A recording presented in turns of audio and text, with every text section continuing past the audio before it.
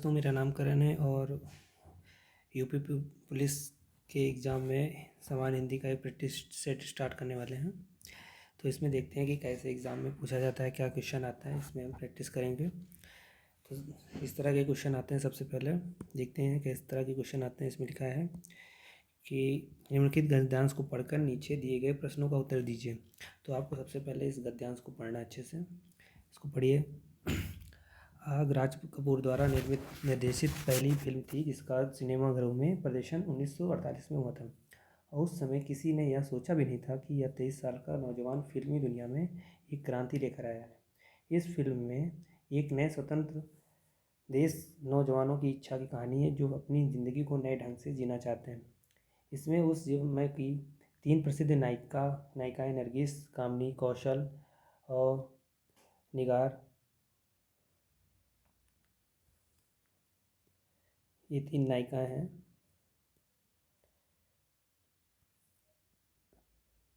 और इस फिल्म के लेखक इंद्रराज आनंद और छायाकार BN रेड्डी थे। संगीत फिल्मी थिएटर्स के अस्थायी संगीतकार राम गांगुली ने तैयार किया था। इस फिल्म की छाप अथवा प्रभाव आगे की सत्यम शिवम सुंदरम तथा मेरा नाम जोकर में देखा जा सकता है। तो इसमें 5 क्वेश्चन होंगे, आपको मिलेंगे इसमें। तो इसमें पूछा जाएगा कि पहले इसको गद्यांश को पढ़ना है, फिर इसका जो आंसर है उसमें से छांट के लिखना है। तो आग फिल्म की कथा किस पे आधारित है? देखो, आग फिल्म की जो कथा है वो नौजवान फिल्म पे आधारित है। तो इसका जो आंसर होगा C होगा। और आग नामक फिल्म, दूसरा क्वेश्चन दिया हुआ है कि आग जो है नामक फिल्म जो है वो किस वर्ष प्रदर्शित किया गया? तो आपको पता है 1948 में। ये देखो यहाँ पे लिखा हुआ है। उसके बाद इस फिल्म में आग जो है इसमें नायिका नहीं है। तो इसमें नायिका जो दी है वो 3 नायिका दी हुई है, नरगिस, कामिनी कौशल, निगार सुल्ताना। इसमें मधुबाला नहीं है। और इस फिल्म का प्रभाव राज कपूर की किस फिल्म में मिलता है? ये आपने पढ़ा और देखा होगा, सत्यम शिवम सुंदरम। और आग के प्रदर्शन के समय राज कपूर की उम्र क्या थी? इसमें आप देखिए, आज की फिल्म के समय इनकी उम्र क्या थी? इस समय इनकी उम्र जो थी वो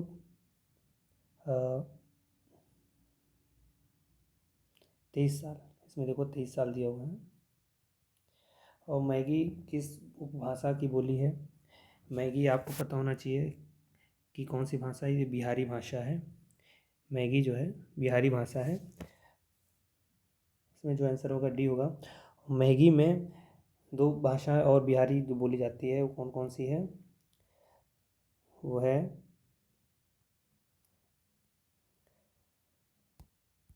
भोजपुरी और मैथिली। ये दोनों जो भाषाएं हैं इसी के अंतर्गत आती हैं। आगे क्वेश्चन देखते हैं 7वां नंबर कि रावण से सरोज बनचारी चली रघुवीर सिली मुकुमारी धारी। तो ये कौन सा अलंकार है? तो इसमें जो अलंकार दिया हुआ है इसमें श्लेष अलंकार है। ये कौन सा अलंकार है? श्लेष अलंकार है। क्योंकि प्रश्न में चौपाई में सिली मुख के 2 अर्थ निकलता है। जो सिली मुख है इसका 2 अर्थ निकलता है। एक सिली का मतलब बाण तथा दूसरे मतलब होता है भौरा। बाण तथा भौरा।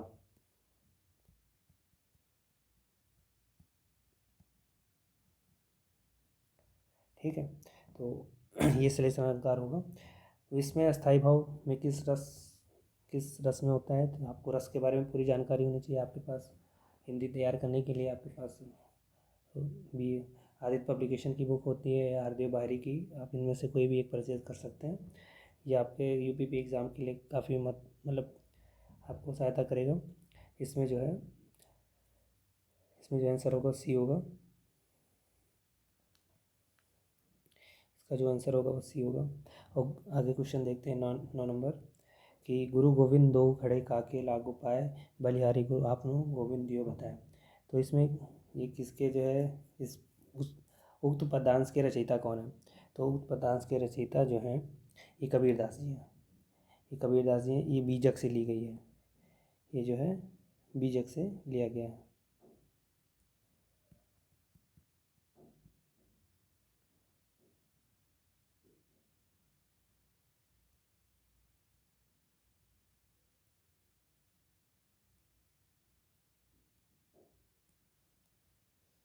चौपाई छंद में कितनी मात्राएं होती हैं आपको पता होनी। चौपाई में 16 मात्रा होती हैं। और चौपाई है, दोहा, रोला, सोलठा, आपको इसके बारे में भी जानकारी होनी चाहिए। अब आगे पढ़ते हैं। यदि ए ओ तथा औ के बाद कोई भिन्न स्वर आता है तो इनके स्थान पर क्रमशः ऐ औ हो जाता है। यह संधि कौन सी? ये जाहिर सी बात है, अयादी संधि है। इसके आगे देखते हैं कि लिखा हुआ है इस प्रश्न में वाक्य के पहले और अंतिम भाग को क्रमशः 1 से 6 संख्या दी गई है। बीच में आने वाले अंश को 4 भागों में बांट दिया गया है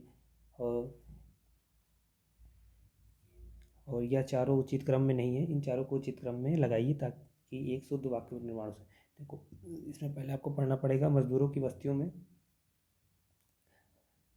तो मजदूरों की बस्तियों में देखिए, यहाँ से व्यक्तियों की अपेक्षा अनजान होने से तथा मनोरंजन तथा शिक्षा आदि की सुविधाएं और कल्याणकारी कार्यकलापों के न होने से वहाँ के बेकार रहने वाले व्यक्तियों के बिगड़ने की संभावना रहती है। तो इसका जो आंसर होगा वो आएगा सी।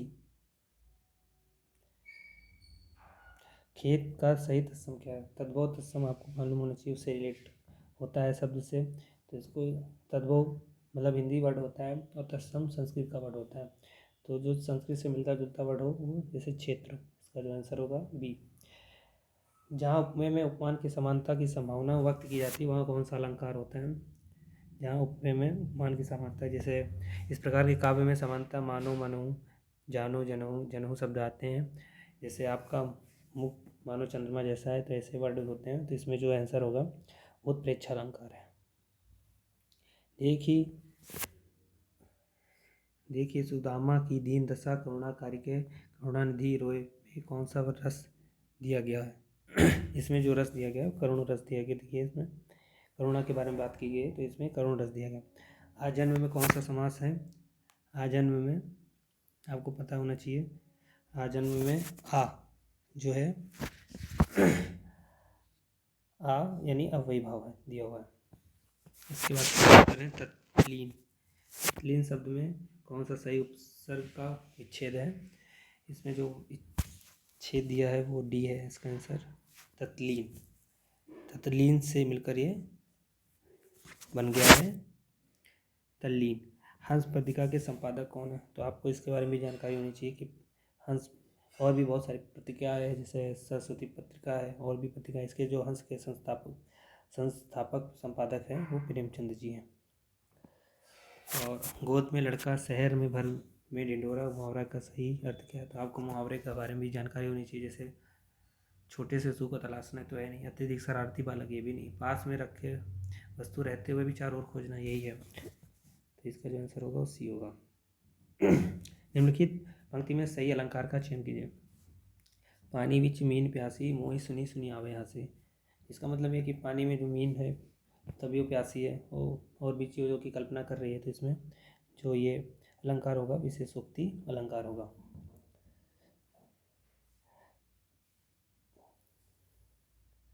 वाक्य के अशुद्ध भाग त्रुटिपूर्ण भाग का चयन कीजिए। यदि कोई त्रुटि ना हो तो भाग को निश्चित कीजिए। इसमें आपको पढ़ना है कि कौन सा भाग गलत है। तो महामहिम राष्ट्रपति हमारे संस्थान में स्वर्ण जयंती समारोह का उद्घाटन करेगा। जो उद्घाटन करेगा नहीं करेंगे होता है, इसका मतलब ये जो सी है वही गलत है।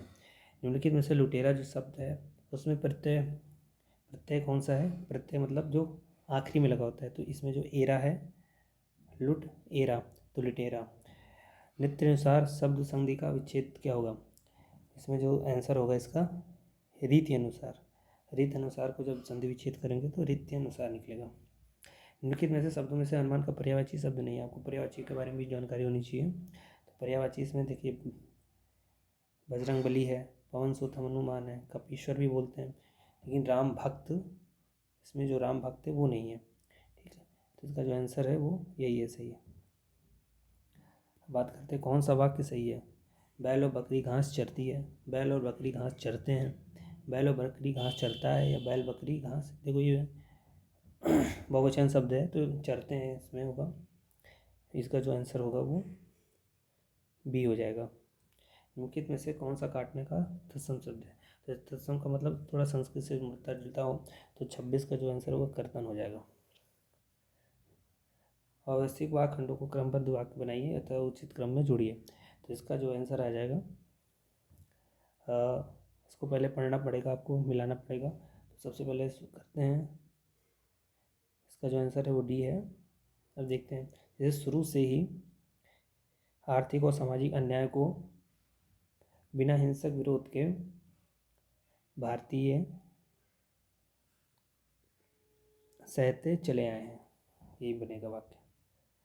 इसमें देखिए, अवधि शिला का उर पर था गर्भभार, तिल तिल काट रही थी दीर्घ जलधार। तो इसमें आपको प्रयुक्त छंद बताना है कि दोहा है, रोहल रोला है, सोठा है, भरवा है, गीतिका है। तो इसके बारे में आपको जानकारी होनी चाहिए। तो इसके बारे में, तो इसमें आपको देखना है कि इसमें कितनी मात्राएं हैं। तो इसमें देखते हैं, तो जो बरवे है उसमें क्या होता है, उसमें 19 मात्राएं टोटल होती हैं। इसमें टोटल मात्राएं 19 होती है।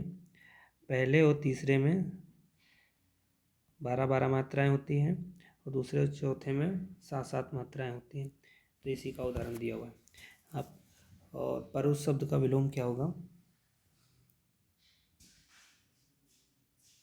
इसमें परुष शब्द का विलोम जो होगा वो कोमल होगा। जिसका जन्म पहले हुआ है वाक्य के लिए एक उपयुक्त शब्द विकल्प चुनिए। तो जिसका जन्म पहले हुआ होता है उसको वरिष्ठ बोलते हैं। जो सबसे पहले जन्म, वही नहीं, वरिष्ठ नहीं होगा, अग्रज होगा। इसका अग्रज है, जो पहले जन्म होता है उसका अग्रज होता है। चिरजीवो जोरी जुरे क्यों न सने गंभीर, को घटी के ये वृषा भानुजा वे हलधर के वीर। वृषा भानुजा और हलधर में कौन सा अलंकार दिया हुआ? इसमें जो अलंकार दिया हुआ है उस श्लेष अलंकार है। मेरे घर से आपका घर 5 किलोमीटर दूर है। इस वाक्य में कौन सा कारक दिया हुआ है? मेरे घर में कौन सा कारक है, वो कारक भी पता होना चाहिए। कर्ता ने कर्म को कारण से, संप्रदान के लिए अप्रदान से। तो इसका जो आंसर होगा डी, अपादान। इसमें अलग होने की बात हो रही है। और वाचस्पति किस समास का समस्त पद है? इसमें जो आंसर होगा वो अलुक तत्पुरुष। आपको तत्पुरुष के बारे में जानकारी होनी चाहिए। निम्नलिखित में से कौन सा शब्द पुल्लिंग है? तो पुल्लिंग में देखना है कि पुल्लिंग स्त्रीलिंग पता करने के लिए सब मेरा मेरी जोड़ कर आगे मेरी आए, मेरी वह, मेरी लहर, मेरी नहर। मेरी नहर जो होगा वो नहीं, मेरा वह, मेरी वह नहीं होगा, मेरा वह होगा। तो ये जो पुल्लिंग है वो वह होगा। निम्नलिखित शब्दों में से एक वचन कौन सा है? इसमें जो एक वचन है वो क्या है? प्राण, दर्शन, ऊठ। इसमें जो आंसर होगा वो तेल होगा। विद्याभास का संधि विच्छेद क्या है? विद्याभास का संधि विच्छेद विद्याधन अभ्यास। जय पराजय में कौन सा समास दिया है? जय और पराजय में जहाँ पे बीच में मत डैश दिया होता है उसमें हमेशा अव्ययीभाव नहीं होता, ये द्वंद्व होता है, द्वंद्व समास होता है। इसमें से शुद्धवर्तनी वाला शब्द कौन सा है? इसमें जो शुद्धवर्तनी वाला शब्द है वो है अन्वेषण, पहला। ठीक है, तो इसमें आपको हिंदी के बारे में प्रैक्टिस कराया गया है कि हिंदी के कैसे क्वेश्चन आते हैं। इसके बाद आपको मैथ है, रीजनिंग है, और जीएस के बारे में भी प्रैक्टिस हम कराते रहेंगे।